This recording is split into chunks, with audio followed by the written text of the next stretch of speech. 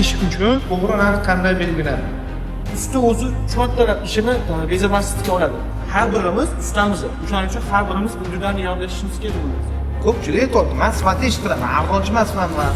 Deyapti, yaxshi qilaman deyapti, sifatli mahsulot chiqadi. O'shani narxini qanaqa belgilayapmiz hozir?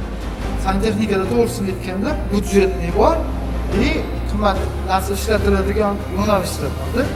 Klient cho'mchagini o'ylab turib qilganishingiz ertaga o'zingizga minus ishlaydi. Oxirida aytadi, mana nima yo'llaysan? Nimaga garantiya beradi Santexnik? Men garantiya bermayman deb aytyapti deydi uyiga. Kafolat so'zini eshitdinglarmi? Bilingki, ishlab chiqaruvchi, xizmat ko'rsatuvchi bo'lsa, mana ishlab chiqarishning aniq kamchiligi bor, bilib qo'ying degan. Sifat so'ziga ta'rif berib olaylik, sifat so'zni ishlashdan qo'rqib qolamiz. $1000 oyni olib yurgan odam $300 hayotda borib ishlamaydi. Premium klassingizda ertaga sizga $15000 ismingiz keldi. Borib el qatori $100 qo'yasiz. Kim qo'yadi $100? Hech kim qo'ymaydi, to'g'rimi? Men unga 3 xil narx berib, aka o'zingiz tanlab oling deylar qachon.